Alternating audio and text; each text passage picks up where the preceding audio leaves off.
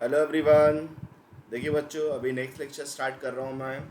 तो class twelfth NCERT के हिसाब से सेकेंड चैप्टर का ये आई थिंक सो छठा लेक्चर है। और ये इस लेक्चर में देखिए हम लोग आज डिस्कस करेंगे properties of the conductors. Conductors क्या हैं और उनकी क्या प्रॉपर्टीज़ है वो हम डिस्कस करने वाले हैं बच्चों, है ना। तो प्रॉपर्टीज़ ऑफ कंडक्टर डिस्कस करेंगे हम लोग यहाँ पर। तो कंडक्टर की प्रॉपर्टीज़ देखिए क्या होती है। चार्ज कैरियर्स इन मटेरियल्स। मटेरियल में जो चार्ज कैरियर्स होते हैं वो कौन कौन से होते हैं, तो सबसे पहले बात करते हैं कंडक्टर्स में। कंडक्टर में जो चार्ज कैरियर्स होते हैं सब बच्चा जानता है वैसे, फ्री इलेक्ट्रॉन्स। फिर भी मैं बता देता हूँ बच्चों कि फ्री इलेक्ट्रॉन्स जो होते हैं वो चार्ज कैरियर्स होते हैं। The in conductor charge carriers are free electrons which are free to move और jump and hence called mobile charges. इन्हें मोबाइल चार्जेस भी कह सकते हैं या इन्हें फ्री इलेक्ट्रॉन्स कहते हैं क्योंकि ये मूव करते हैं। इंसुलेटर में अगर हम लोग बात करें, in insulator electrons are tightly bound with atom, so there are no mobile charges. Insulator में इलेक्ट्रॉन टाइटली बाउंड होते हैं एटम के साथ, इसलिए उन्हें हम मोबाइल चार्जेस या कह लें उसके पास कोई मोबाइल चार्जेस नहीं होता है। और जिनके पास मोबाइल मतलब मूव करने वाले मोबाइल चार्जेस नहीं होते हैं वो करंट इलेक्ट्रिसिटी कंडक्ट नहीं कर सकते हैं। ओके बच्चों, चलिए नेक्स्ट बात करता हूँ मैं इलेक्ट्रोलाइट्स। इलेक्ट्रोलाइट्स में ध्यान रहे बच्चों, आयंस होते हैं। इलेक्ट्रॉन और आयंस दोनों जो है चार्ज कैरियर्स होते हैं। इन इलेक्ट्रोलाइट्स ध्यान रहे, इलेक्ट्रोलाइट्स मतलब वही सोल्यूशन होता है जो इलेक्ट्रोलाइटिक सोल्यूशन जैसे NaCl HCl ये सोल्यूशंस होते हैं। इसमें उसमें चार्ज कैरियर्स इलेक्ट्रॉन और आयंस दोनों होते हैं। उनमें चार्ज कैरियर्स इलेक्ट्रॉन और आयंस क्या होते हैं, दोनों होते हैं इलेक्ट्रोलाइट्स में। आगे बात करते हैं हम लोग behaviour of conductor in the electrostatic field. Electrostatic field में कंडक्टर के बिहेवियर के बारे में बात करते हैं कि कंडक्टर कैसा बिहेव करता है इन द इलेक्ट्रोस्टैटिक फील्ड, और यही इसी को हम कंडक्टर का प्रॉपर्टीज भी कह सकते हैं। तो सबसे पहला पॉइंट सुनिए बच्चों, electric field inside the conductor is zero. Electric field inside the conductor is zero. इसका क्या रीजन है, due to applied field inside the conductor induce electric field is exerted, so the both fields are equal and opposite, and then net field becomes zero। जब हम किसी भी conductor के cross field लगाते हैं तो उसके अंदर एक इंड्यूस फील्ड डेवलप हो जाता है, और वो इंड्यूस फील्ड बाहरी फील्ड एक्सटर्नल फील्ड का अपोज करता है, और वो दोनों फील्ड इक्वल और अपोजिट होने की वजह से नेट फील्ड अंदर क्या हो जाता है, जीरो हो जाता है। नेट फील्ड कितना हो जाता है बच्चों, जीरो हो जाता है। Electric field just outside the charge conductor is perpendicular to the surface of the conductor. Electric field just outside the charge conductor is perpendicular to the surface. अगला जो प्रॉपर्टी है, इलेक्ट्रिक फील्ड कंडक्टर के बाहर हमेशा conducting surface के perpendicular होता है। Electric field conductor के बाहर हमेशा कंडक्टिंग सरफेस के परपेंडिकुलर होता है। ये सेकेंड प्रॉपर्टी हो गई।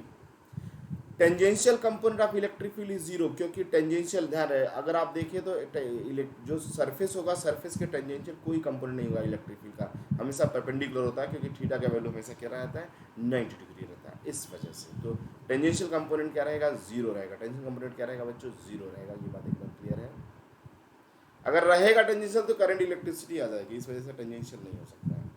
देखिए net electric field inside the conductor is zero. Electric field inside the conductor क्या होता है, zero. Net electric field inside conductor is zero. Conductor के अंदर नेट इलेक्ट्रिक फील्ड क्या रहता है, जीरो रहता है। ये तो हमने पहले भी डिस्कस किया है, नेट इलेक्ट्रिक फील्ड जीरो रहता है। इसलिए अगर हम लोग देखें close integration E dot D S Q in अपन मतलब since Q equals to zero, तो कंडक्टर के अंदर इलेक्ट्रिक फील्ड भी क्या हो जाएगा, जीरो हो जाएगा। अगर कंडक्टर के अंदर कोई चार्ज नहीं है, net electric charge inside the conductor is zero. अच्छा नेट चार्ज, अगर हमने कहा क्यों चार्ज नहीं होता बच्चों, सॉरी इलेक्ट्रिक फील्ड तो बात कर ही लिया था। चार्ज इसलिए नहीं होता है क्योंकि फील्ड जीरो है, और फील्ड जीरो है तो चार्ज भी क्या हो जाएगा, जीरो होगा। लेकिन अगर कंडक्टर के अंदर हम कोई चार्ज रखेंगे तो हमेशा वो सरफेस पे आ जाता है। ये प्रॉपर्टी आपको पता होनी चाहिए। सरफेस पे आ जाता है, उसके अंदर कोई चार्ज नहीं रहता है। क्यों चार्ज क्यों नहीं रहता है, क्योंकि उसके अंदर इलेक्ट्रिक फील्ड क्या रहता है, जीरो रहता है। अगर उसके हिसाब से चेक किया जाए तो इलेक्ट्रिक फील्ड जीरो होने के लिए चार्ज का होना जरूरी है अंदर। नेक्स्ट है electric charge resides on the surface of conductor. ये बात अभी कह रहा था कि जब भी हम किसी कंडक्टर को चार्ज देते हैं तो सारे चार्जेस कहाँ जाते हैं बच्चों, सरफेस पे। कहाँ आ जाते हैं सारे चार्ज, सरफेस पर आ जाते हैं। सारे चार्ज आ जाते हैं सरफेस पर। Electric potential is constant for entire conductor. पूरा ध्यान रहे, इलेक्ट्रिक पोटेंशियल हो जाता है कांस्टेंट रहता है पूरे कंडक्टर के लिए। कंडक्टर पे सब जगह पोटेंशियल क्या होता है, सेम। आप ये भी बोल सकते हैं कि conductor surface is behave like equipotential surface, हम कह सकते हैं। यस, आप सही कह रहे हैं बच्चों, क्योंकि कंडक्टर पे हर जगह पोटेंशियल क्या रहेगा, सेम रहेगा कंडक्टर सरफेस पे ना, या कंडक्टर के अंदर भी सेम रहेगा अगर इलेक्ट्रिक फील्ड नहीं है तो। Because dV equals to minus of E dot dx, E equals to 0 for all points inside the conductor, so dV equals to 0, so V equals to क्या हो जाएगा, constant. We can say that this is the explanation for the potential is constant inside the entire conductor, या through the entire conductor. Next क्या है बच्चों, surface energy distribution may be different at different points. लेकिन ध्यान रहे, surface energy distribution अलग अलग point पर अलग अलग हो सकता है। सरफेस एनर्जी डिस्ट्रीब्यूशन अलग अलग पॉइंट पर अलग अलग हो सकता है, क्योंकि चार्ज का डिस्चार्ज डेंसिटी अलग अलग पॉइंट पर क्या होता है, अलग अलग। तो एनर्जी डिस्ट्रीब्यूशन अलग अलग हो सकता है, लेकिन सब जगह पोटेंशियल क्या रहता है, सेम रहता है। Electric field exist on the surface of charge conductor, ये एकदम सही बात है। इलेक्ट्रिक फील्ड सरफेस पर एग्जिस्ट करता है, कंडक्टर के सरफेस पर इलेक्ट्रिक फील्ड एग्जिस्ट करता है। एक टर्म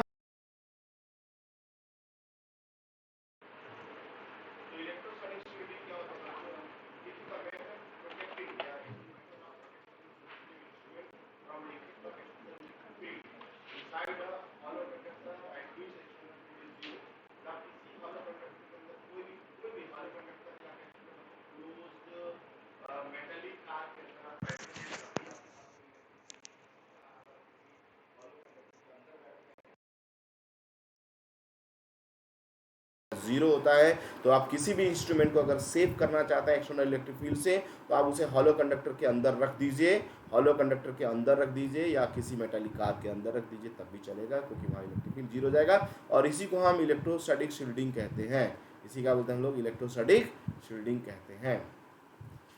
डाइलेक्ट्रिक मटेरियल्स, देखिए बच्चों, अब हम लोग बात करते हैं यहाँ पर डाइलेक्ट्रिक मटेरियल्स का। डाइलेक्ट्रिक मटेरियल्स क्या चीज़ होते हैं, अभी तो कंडक्टर सीखा था कि क्या होते हैं, अभी हम बात करें किसका, डाइलेक्ट्रिक मटेरियल्स का। तो डाइलेक्ट्रिक मटेरियल्स क्या होता है बच्चों, the material which don't allow the electric charges to pass through them, एक ऐसा मटेरियल जिसमें इलेक्ट्रिक चार्ज पास करना अलाउ नहीं करता है, उसे हम डाइलेक्ट्रिक या डाइलेक्ट्रिक मटेरियल्स कहते हैं। मतलब एक तरह से डाइलेक्ट्रिक इंसुलेटर की तरह बिहेव करता है, लेकिन ध्यान रहे डाइलेक्ट्रिक कांस्टेंट के जो होता है वो सबके लिए डिफाइन होता है, इवन कंडक्टर के लिए भी। तो दुनिया का हर मटेरियल एक तरह का डाइलेक्ट्रिक है, बस के बताता है कि कौन है। मतलब जैसे बेसिकली हम किसी को डाइलेक्ट्रिक बोलते हैं तो मानते हैं वो एक तरह से इंसुलेटर जैसा होगा, बट डाइलेक्ट्रिक हर मटेरियल को बोला जा सकता है, क्लियर है ना। और हर मटेरियल डाइलेक्ट्रिक कांस्टेंट भी होता है। तो डाइलेक्ट्रिक मटेरियल वो होते हैं जिनमें इलेक्ट्रिसिटी आसानी से पास नहीं होता है। There are two type of dielectric substances, that is polar and non-polar. दो तरह के डाइलेक्ट्रिक सब्सटेंस होते हैं बच्चों, एक पोलर और दूसरा कौन होता है, नॉन पोलर। देखिए एग्जांपल है dry air, dry wood, mica, paraffin wax etcetera, these are the dielectric materials. Dry air, dry wood, mica, paraffin wax, etc.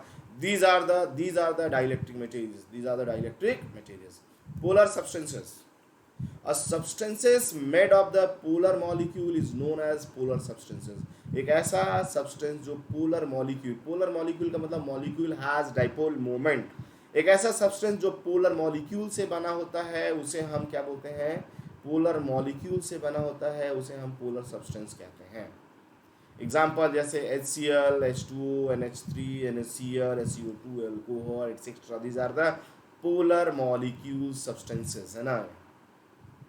In polar substances, the positive charge center and the negative charge center do not coincide in the absence of electric field.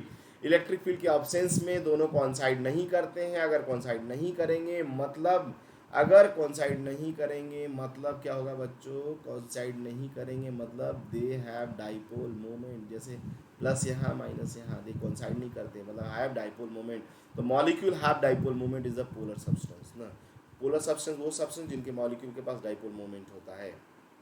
Polar molecule has permanent dipole moment, बिल्कुल सही बात, यही बात कह रहा था। Its own and oriented randomly in the absence of electric field. Electric field के absent में ध्यान रहिए रैंडमली ओरिएंटेड होते हैं। रैंडमली ओरिएंटेड का मतलब कोई मॉलिक्यूल इधर डाइपोल मोमेंट है, कोई इधर है, कोई इधर है, कोई इधर है। इसकी वजह से नेट डाइपोल मोमेंट क्या हो जाता है, zero in the absence of external field, in the absence of external field. When an electric field is applied on a dipole, it experiences torque tends to the align the then जैसे electric field लगाएंगे सारे molecule एक line में align होने की पूरी कोशिश करने लगेंगे, और पूरी कोशिश करने की वजह से उसके अंदर ध्यान रहे क्या हो जाता है, नेगेटिव और पॉजिटिव जो है चार्जेस क्या हो जाते हैं, एक तरफ नेगेटिव और दूसरी तरफ पॉजिटिव आ जाते हैं, इसे पोलराइजेशन कहते हैं, या कह सकते हैं डाइपोल मोमेंट डेवलप हो जाएगा।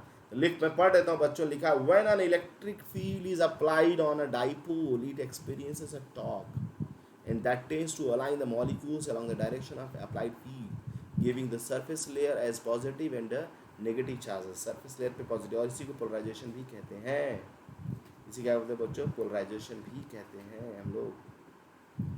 नॉन पोलर सब्सटेंसेस क्या होते हैं, वो सब्सटेंसेस होते हैं जिनमें जो है नॉन पोलर सब्सटेंस वो होते हैं जिनमें नॉन पोलर मॉलिक्यूल का मतलब जिसके पॉजिटिव और नेगेटिव दोनों चार्जेस कॉन्साइड कर जाते हैं, जो सेंटर के पॉजिटिव नेगेटिव तो कॉन्साइड हो, जैसे नॉन पोलर क्या है, N2O2 H2 है ना, मीथेन गैस, ऐसा ये सब जो है नॉन पोलर होते हैं ना, नॉन पोलर सब्सटेंसेस होते हैं बच्चों।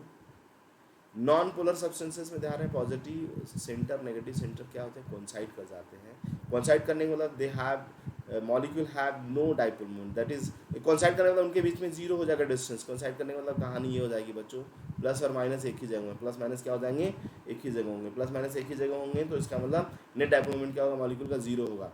Non polar molecule has zero dipole moment, non polar molecule has a zero dipole moment ना, जो जीरो डाइपोल मोमेंट होता है। तो पोलराइजेबिलिटी क्या होती है, पोलराइजेबिलिटी क्या होता है, वो it is the ratio of induced electric dipole moment and applied electric field. Applied electric field और ध्यान रहे इंड्यूस्ड डाइपोल मोमेंट, जो डाइपोल मोमेंट डेवलप हुआ है अपॉन अप्लाइड इलेक्ट्रिक फील्ड के रेशियो को हम लोग पोलराइजेबिलिटी बोलते हैं। Polarisability is the dipole moment upon electric field, applied electric field, dipole moment upon applied electric field is the polarisability. Polarisation of the dielectric substance, dielectric substances को जब हम external field में रखते हैं तो देखिए polarisation of the dielectric substance is the process of the inducing equal and opposite charges on the two opposite faces of the dielectric on application of electric field. मतलब जब भी आप इलेक्ट्रिक फील्ड में सब्सटेंसेस को रखोगे बच्चों, जैसे रखोगे इलेक्ट्रिक फील्ड में आप देखेंगे एक तरफ क्या होगा बोलिए, माइनस डेवलप हो जाता है, और एक तरफ माइनस, दूसरी तरफ क्या हो जाते हैं, प्लस डेवलप हो जाते हैं ना। तो यहाँ माइनस डेवलप हो जाएगा और यहाँ क्या डेवलप हो जाएगा, प्लस डेवलप हो जाएगा ना, ऐसा होता है। इसी को हम polarisation of the substance, dielectric substance कहते हैं, इसे बोलते हैं polarisation of dielectric substance. net electric field in the substance due to the applied electric field, तो नेट इलेक्ट्रिक फील्ड क्या होगा, ध्यान रहे, अगर आपने इलेक्ट्रिक फील्ड अप्लाई किया ई नॉट और पोलराइजेशन की वजह से इलेक्ट्रिक फील्ड डेवलप हो गया ई पी, तो नेट फील्ड हो जाएगा E not minus E not. Net field वैसे sigma upon epsilon is the external field, E P is the polarisation charge density upon epsilon not, और net field हो जाएगा E not minus E P. Net field कितना हो जाएगा बच्चों, E not minus E P. Net field is the E not minus E P, या कह सकते हैं सिग्मा को अगर हम लोग या 1/ε को कॉमन लेना चाहे तो कॉमन ले सकते हैं, तो 1/ε कॉम sigma minus sigma P, E not is the net electric field, E not is the net electric field inside the electric, मतलब इतना इलेक्ट्रिक फील्ड उसके अंदर रिड्यूस हो जाता है। ध्यान रहे, अगर डाइलेक्ट्रिक है तो डाइलेक्ट्रिक के अंदर इलेक्ट्रिक फील्ड कम हो जाएगा, अगर ई नॉट बाहर फील्ड है तो वहाँ इलेक्ट्रिक फील्ड कम हो जाएगा ना। सिग्मा पी इज द, ध्यान रहे, सिग्मा पी इज द क्या इंड्यूस या पोलराइज्ड, ये चार्ज जो पोलराइजेशन हो जाता है, पोलराइजेशन में जो चार्ज इंड्यूस होगा उसका चार्ज डेंसिटी है, इंड्यूस चार्ज डेंसिटी कह सकते हैं उसे। एमसीक्यू है, एक दो क्वेश्चन कर लिया जाए। Charge carriers in a conductors are, conductor में चार्ज कैरियर्स कौन होते हैं बच्चों, फ्री इलेक्ट्रॉन्स। कौन होते हैं, free electrons. So answer is free electrons, simple सा क्वेश्चन है ये। नेक्स्ट क्या है, the centre of positive and negative charges coincide in case of the non polar. Centre दोनों कोइंसाइड किस केस में करते हैं बच्चों, नॉन पोलर मॉलिक्यूल्स के केस में। किसमें, नॉन पोलर मॉलिक्यूल के केस में कहते हैं। डाइलेक्ट्रिक कांस्टेंट हम लोग अगली क्लास से डिस्कस करते हैं बच्चों, आज के लिए इतना बहुत है, हम लोग अगली क्लास में डिस्कस करेंगे डाइलेक्ट्रिक कांस्टेंट ना।